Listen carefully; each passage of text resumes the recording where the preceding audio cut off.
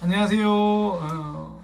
방구석 성경 만담 사무엘 상하 쓰임 받는 삶에 대해서 살펴보고 있는데요. 오늘은 6번째 시간입니다. 그 중에 사무엘 하는요 2번째 시간이고요. 우리가 지난 시간에 사무엘 하 살펴보면서 이제 사울과 요나단이 죽고 그럼에도 불구하고 이스라엘 나라가 잠시 분열되어 있는 그 시점에 대해서 함께 보았습니다. 그 분열된 시점을 결국 이제 다윗이 통일을 하고 통일 왕국을 만들어내게 되죠. 그래서 다윗이 이제 통일 왕국을 이루는 것까지 살펴보았습니다. 이제 6장부터는요, 다윗이 본격적으로 그 통일 왕국의 기틀을 하나하나 마련하는 모습입니다. 가장 중요한 기틀이 무엇일까요? 가장 나라가 잘 준비되어야 될 게 무엇일까요? 경제적인 것, 군사적인 것 필요하죠. 그러나 이스라엘 백성, 이스라엘 나라에서 가장 중요한 것은 신앙입니다. 쓰임받는 사람, 내 삶에서 신앙을 가장 우선순위로 두는 사람이겠죠. 하나님을 향한 마음을 우선순위로 두는 것. 그것이 교회 다니느라 일하지 말자 이런 게 아니라 내 마음이 하나님과 지금 어떤 관계인가 늘 바라보고 있는 거죠. 다윗도 그러했습니다. 다윗이 이제 통일 왕국의 왕이 되자마자 이제 그 했던 일 중에 하나가 뭐냐면 언약궤를 가지고 오는 거예요. 다윗도 자기 나름대로는 다윗 성을 좀 작게 만들긴 해요. 그러나 다윗은 그런 자기의 성전 강하게 하는 그런 건축 이런 거보다는 언약궤를 가지고 오는 거죠. 언약궤는 하나님께서 이스라엘 백성들을 위해서 만들으라라고 말씀하셨고요. 쉽게 말해서 나무 상자예요. 나무 상자 위에 천사들 모양 좀 있고 그것을 이제 제사장들이 메고 이렇게 광야에서 이동할 때 만들었던 거거든요. 참 이게 재밌는 게요. 이게 보통 다른 종교에서는 흔히 성전 그러면 고정되어 있거든요. 그런데 하나님의 임재는 이동성이에요. 왜냐하면 이스라엘 백성들이 이동하니까. 무슨 말이냐면 하나님은 한 곳에 고정되어 있는 분이 아니라 우리와 함께 하시는 분이라는 거죠. 그게 언약궤거든요. 근데 그 언약궤를 다윗이 자기에게로 가지고 오는 거죠. 그러니까 수도로 가지고 오는 겁니다. 내 마음 속에, 내 가정 속에, 나의 삶 속에 하나님을 모셔드리는 거죠. 그렇게 이제 언약궤를 가지고 오려고 하는데요. 언약궤를 수레에 실어서 가지고 옵니다. 사실 이게 잘못된 거예요. 원래 언약궤는 제사장들이 직접 매도록 했거든요. 다윗이 좀 잘못을 몰랐던 것 같아요. 그래서 수레에 싣고 오는데요. 그 과정에서 이 소들이 놀라가지고 이 언약궤가 흔들려요. 그때 옆에 있던 우사가 언약궤 떨어지면 안 되네. 그리고 언약궤를 손으로 잡았는데 죽습니다. 언약궤에 손을 대서 죽게 됩니다. 하나님은 하나님께서 지정하신 물건들을 특별히 다룰 수 있는 사람을 하나하나 세세하게 지정해 두셨거든요. 그래서 우사가 자기가 손으로 만지면 안 돼요. 근데 만져서 죽었습니다. 이게 부정 타서 죽었다 이런 의미는 아니고요. 하나님께서 금하신 행동이죠. 그래서 우사가 그러고 죽으니까 다윗도 좀 마음이 힘든 거예요. 뭔가 이렇게 하나님의 괴가 자기에게 오면 좋을 줄 알았는데 오는 과정에서 사람이 죽었잖아요. 뭔가 좀 불안하고 두렵고 그랬던 것 같아요. 그래서 다윗이 오던 길, 이제 언약궤 오던 길에서 멈추고 그것을 그냥 근처에 있는 집, 가드 사람, 이스라엘 백성도 아니고 가드 사람 오벳 에돔의 집에다가 이제 보냅니다. 그래서 가드 사람 오벳 에돔이 언약궤를 가지고 이제 그것을 보관하고 있는 거죠. 그런데 이 오벳 에돔이요, 그 언약궤를 보관한 지 3개월이 지났는데 오벳 에돔이 복을 받기 시작하는 거예요. 하나님의 언약궤를 그가 보관하고 지키고 있는 동안 하나님께서 그 가정에 축복해 주시는 거죠. 우리에게 알려주시는 메시지 선명하죠. 하나님이 우리 가정에 계시면 그것이 복이다라는 거죠. 하나님이 우리 삶에 계시면 그것이 복이다라는 겁니다. 그러니까 점검해 보세요. 하나님이 지금 우리 가정의 중심에 계신가 아니면 주변부에 계신가? 교회에서는 뭔가 신앙생활 할 때 하나님이 내 중심에 계시는 것 같은데 우리 가정에서는 어떤가? 나의 생활 터전에서는 어떤가? 그렇게 오베데돔에게 하나님의 언약궤가 있으니까 복을 받는 모습을 또 다윗이 소문으로 들어요. 그러니까 빨리 다시 언약궤를 가지고 오고 싶은 거예요. 그래서 이번에는 사람들로 하여금 언약궤를 메고 오게 만듭니다. 그렇게 언약궤가 이제 메고 다윗이 있는 성으로 들어오는데요. 다윗이 너무 기쁜 거예요. 드디어 하나님의 언약궤가 우리 수도로 자기가 있는 곳으로 온다. 그런 생각을 하니까 너무 기뻐서 춤을 춰요. 굉장히 좀 유명한 장면이죠. 다윗이 막 춤을 추니까 그 당시에는 이 남자들이 치마 형태 이런 오늘날로 말하면 원피스죠. 그런 옷을 많이 입었잖아요. 특별히 그게 예복일 경우에 그런 옷을 많이 입었거든요. 그런 옷을 입고 이제 춤을 추니까 치마 형태고 하니까 이제 이제 옷이 막 올라가고 막 그랬겠죠. 오늘날로 말하면 속옷이 보인다 뭐 그렇게 볼 수도 있겠고요. 뭐 그 당시에 다윗이 뭐 속옷을 안 입었다고 하니까 어쨌든 속모습이 이제 드러나는 거예요. 너무 막 춤을 추니까 그것을 보고 있던 다윗의 아내 또 사울의 딸이기도 했던 미갈이 아우 왕이 저렇게 채신머리 없이 뭐 하는 거야? 이제 막 그렇게 생각을 하는 거죠. 나중에 다윗이 그 이야기를 듣고요. 미갈을 책망합니다. 내가 하나님 앞에서 기뻐하는 게 그게 뭐가 잘못됐냐? 내가 하나님 앞에 뭐 채신머리 없이 그렇게 정말 하찮은 모습으로 춤을 춘다 한들 그게 뭐가 문제냐? 그렇다고 해도 내가 너보다는 높아. 이제 그런 식으로 이야기를 하는 거예요. 그러니까 하나님을 기뻐하던 그 춤추던 다윗 그것을 업신여기던 미갈. 그래서 왜 우리가 찬양 부르는 것 중에서 그런 거 있거든요. 나는야 다윗처럼 춤을 출 거야. 이게 거기서 이 가사가 이 말씀 내용에서 나온 거거든요. 그러니까 언약궤가 자기에게 오는 것을 보고 다윗이 주위의 사람들을 아랑곳하지 않고 열심히 찬양한 것. 저도 이 청소년 시절 때부터 이런 모습들을 참 이렇게 많이 좀 따르고 싶었던 것 같아요. 그러니까 주변 사람 아랑곳하지 않고 오로지 내가 하나님에게 찬양하고 그렇게 하고 싶었다. 뭐 그런 마음이죠. 하나님께 쓰임받는 사람보다는 하나님을 의식하는 사람입니다. 그렇게 다윗이 이제 언약궤가 다윗에게로 오고요. 그리고 나서 다윗이 어느 날 생각을 해보니까 제가 앞서 말씀드렸는데 지나가듯이 말씀드렸는데 다윗이 통일하고 나서 자기의 성을 만듭니다. 뭐 그렇게 화려하게 만들진 않아도 자기는 성을 만들어서 거기 살고 있거든요. 그러니까 다윗이 그런 생각이 드는 거예요. 나는 궁전에 있는데 나는 성에 있는데 지금 하나님의 언약궤는 그렇게 천막 같은 곳에 이렇게 보관되어 있으니까 원래 성막에다가 보관하게 되어 있거든요. 보관되어 있으니까 마음이 좀 그런 거예요. 그래서 이렇게 말합니다.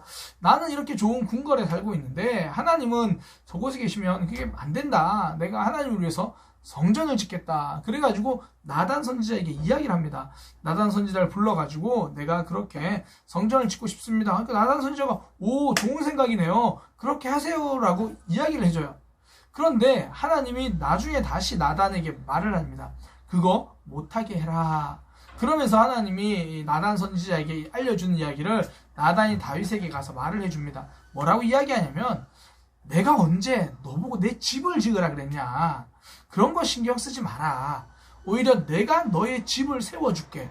내가 너의 삶을 책임져 줄게. 내가 너의 앞길을 인도해 줄게. 이게 하나님이시거든요. 종교와 그러니까 이방 우상과 하나님 가장 큰 차이예요. 항상 종교, 이방 우상은 신에게 뭘 자꾸 하라 그래요. 신에게 뭘 자꾸 맞춰야 되고 하나님은 창세기 1장 1절부터 우리를 위해서 창조해 주시는 거죠. 처음부터 우리를 위해서 주시는 분이에요. 예수 그리스도 우리를 위해서 오셨잖아요. 이게 하나님의 일하심이거든요. 가끔씩 그럴 때 있잖아요. 아유 목사님 그런데 계속 뭐 교회에선 이거 하라 그러고 저거 하라 그러고 저에게 하나님이 뭐 이런 부담도 주시고 저런 부담도 주시고 자꾸 저한테 일 많이 시키는데요. 뭔가 하나님이 자꾸 저한테 뭐 받아내시려고 하는데요. 그렇지 않아요. 우리 교회 성도님들도 이렇게 봐도요. 헌신을 통해서 내가 잘하더라고요. 하나님 앞에 나아가는 게 표면적으로는 하나님께 뭔가 드리는 삶인 것 같은데 사실 그 삶이 하나님께 받는 삶이 되더라는 거죠. 내가 잘하고 내 삶이 잘하고 하나님에 대해서 더 깊이 알아가는 거죠. 그러니까 하나님은 우리에게 뭘 받아내려고 하시는 분이 아닙니다. 우리에게 주시는 분이죠. 다윗에게도 그렇게 이야기를 하신 거예요. 그래 네가 성전을 만들려고 하지 마라. 내가 너의 집을 세워주겠다. 그리고 굳이 뭐 성전 말하면 너의 후손 중에서 내가 짓도록 해주겠다. 바로 그 사람이 다윗의 아들 나중에 솔로몬이 성전을 짓게 됩니다. 그러나 가장 기본적인 것은 성전이 필요하다 아니다 그게 아니라 하나님이 다윗에게 그런 쓸데없는 거 하지 말고 오로지 내가 너를 책임져 줄게. 내가 너를 붙들어 줄게. 그렇게 말씀하시는 분. 그런 분이 하나님이신 거죠. 그게 7장 내용입니다. 다윗이 성전을 짓겠다. 그때 나단 선지자가 오 좋은 생각입니다. 그런데 하나님께서 다시 알려주셔서 이제 나단이 다윗을 찾아와서 아닙니다. 하나님이 짓지 말라고 하십니다. 이제 그런 내용이죠.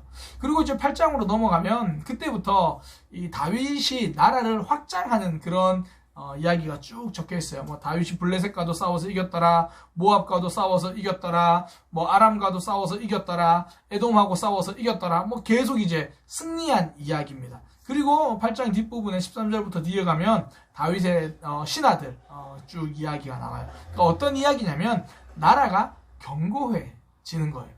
패턴이 있죠. 먼저 하나님의 언약궤를 가지고 왔어요. 그리고 하나님 앞에 그 성전을 짓겠다. 그러니까 신앙이거든요. 신앙. 내 삶에서 신앙을 먼저 세워가고 내가 먼저 하나님 앞에 바른 삶으로 서겠다고 노력하고 있을 때 하나님이 그의 삶을 굳건하게 견고하게 만들어 주시는 거죠. 하나님께서 우리 삶을 책임져 주십니다. 하나님께서 우리 삶을 붙들어 주십니다. 다윗은요, 나라의 국력을 강하게 하려기보다 나라의 신앙을, 또 자신의 신앙을 바로 세우려고 했죠. 나머지는 하나님이 이끌어 주시는 거죠. 하나님이 붙들어 주십니다. 그렇게 다윗은 이제 그 나라가 점점 강해지는 모습, 거기까지가 8장이에요. 그리고 나서 뭐 이제 계속해서 그냥 다윗의 그 나라가 강해지는 그냥 연장선상으로 보시면 되는데요. 9장에 이제 다윗이 조금조금 안정됐다라는 게 가장 드러나는 장면이 뭐냐면 다윗이 요나단의 아들을 찾기 시작합니다. 그러니까 사울의 후손들을 찾기 시작해요. 그러니까 사울의 후손, 비록 자신과는 갈등 관계, 경쟁 관계, 또 전쟁 가운데 있었지만 다윗은 그 요나단에 대한 고마움, 또 하나님께서 기름 부으셨던 그 사울 가문에 대한 책임감을 느꼈던 거예요. 그래서 다윗이 뭐 요나단의 아들 무비보셋이 살아있다라는 이야기를 듣습니다. 무비보셋. 근데 무비보셋이 살아있는데 다리를 절어요. 어릴 때 떨어져가지고 다리를 저는데 그 사실을 다윗이 알게 됩니다. 그리고 무비보셋을 찾아요. 만나가지고 이렇게 이야기를 하는 겁니다. 내가 너를 책임지겠다. 특별히 무비보셋은 다윗에게 좀 특별한 사람일 수밖에 없는 게요, 요나단의 아들이거든요. 그러니까 다윗과 요나단은 굉장히 깊은 우정의 관계였잖아요. 다윗이 힘들 때마다, 다윗이 어려울 때마다 요나단이 도와줬거든요. 뭐 인간적인 모습으로 보면 어떻게 보면 왕이 요나단이 되어야 되기도 하잖아요. 인간적인 모습으로 사울이 왕이었고 사울의 아들이니까. 그런데 요나단은 끝까지 다윗을 도와주었고 다윗이 왕이 되어야 된다, 그렇게 말했던 사람이잖아요.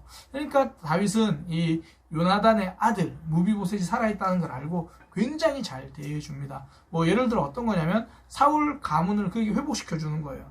이미 몰락한 왕가인데 그 사울의 그 재산들이나 뭐 그런 부분들을 다 무비보셋에게 이제 주죠. 그리고 더욱이 무비보셋을 자기 아들처럼 대합니다. 그러니까 왕자처럼 대하는 거예요. 왕의 식탁에서 함께 먹게 했다 그러거든요. 이게 왕자처럼 대해줬다라는 거죠. 그러니까 이게 단순히 그냥 요나단의 아들을 잘해줬다 이거보다 왕권이 지금 왕권과 나라가 계속 안정되어지고 있다, 그거를 보여주는 거죠. 그러니까 쭉 흐름을 잘 보세요. 사울과 요나단이 죽었습니다. 그리고 다윗이 나라를 통일해요. 그러면 그 과정에서 통일하고 나서 이제 그가 신앙을 바로 세우죠. 그러자 그의 나라가 견고히 세워지는 모습을 보게 되는 겁니다. 그리고 나서 10장에는 뭐 이런 견고히 세워지고 있는 그런 모습 중에서 전쟁이 잠시 드러나요. 암몬이라고 하는 곳에서 왕이 죽습니다. 그러니 다윗이 조문을 보내요. 조문을 보냈는데 그 신하들이, 그 암몬의 신하들이 판단을 잘못해요. 어떻게 판단하냐면 이 다윗이 조문을 보낸 사람들이 사실은 간첩일 거다, 뭐 그렇게 이야기하면서 그 사람들을 괴롭혀요. 뭐 수염을 자르고 엉덩이가 보이게 옷을 잘라버리고 뭐 굉장히 모욕을 줘서 쫓아냅니다. 다윗이 자신에 대한, 또 이스라엘에 대한 공격이라고 생각하고 결국은 이제 그 암몬을 공격해서 또 승리하게 되죠. 그러니까 다윗의 나라가, 그러니까 이스라엘이 점점 견고해지는 것을 보게 되는 것. 그게 이제 사무엘하 6장부터 10장까지의 내용이거든요. 그러니까 하나님이 어린 다윗에게 왕으로 세워주겠다고 약속하셨고, 그러나 이제 그가 잠시 장군이 되는 것 같더니 사울 왕이 계속 쫓겨다니잖아요. 그 쫓겨다니는 삶이 사무엘 상에서 끝나요. 그리고 사무엘 하부터는 그 이제 잠시 내전을 겪고, 그리고 다윗이 왕이 된 게, 다윗이 통일 왕국의 왕이 된 거, 나라를 통일하게 된 게 사무엘하 5장, 그리고 6장부터 10장까지는 그 나라가 견고해지는 과정, 이제 그것을 보여주는 겁니다. 다윗은 하나님께서 쓰신 사람입니다. 그래서 그의 삶의 신앙을 가장 최우선적으로 붙들고 살아가죠. 그러니 하나님이 그를 견고하게 해주십니다. 우리의 삶에서요, 여러 가지 분주한 일도 많고 바쁜 일도 많습니다. 코로나 사태 생각만 하면 마음이 힘들어질 때도 많습니다. 그러나 이 기회가 하나님과 더 가까워지는 기회가 될 것입니다. 왜냐하면 신앙인은 내 삶에서 하나님과의 관계를 가장 우선시하는 사람이거든요. 저도 마찬가지죠. 목사가 목회를 열심히 하는 것보다 더 중요한 거 신앙생활 열심히 하는 거예요. 하나님과의 관계를 바르게 세워가는 거죠. 우리 모두 하나님께 쓰임받는 사람이 되기를 원합니다. 그러기 위해서 필요한 것 다른 것 아니고요. 내 삶에서 하나님과의 관계를 점검하고 신앙을 먼저 세워가는 것. 그것이 하나님께 바로 쓰임받는 삶의 모습이 되겠죠. 오늘은 사무엘하 5장부터 10장까지 좀 살펴보았고요. 전체적으로 다윗이 승승장구하고 있는 모습이죠. 근데 11장부터 넘어가면 조금 달라져요. 다음 시간에 11장부터 살펴보려고 합니다. 오늘 이것으로 사무엘 상하 6번째 시간, 사무엘하 2번째 시간, 하나님께 쓰임받는 삶의 모습에 대해서 이것으로 마치도록 하겠습니다. 감사합니다.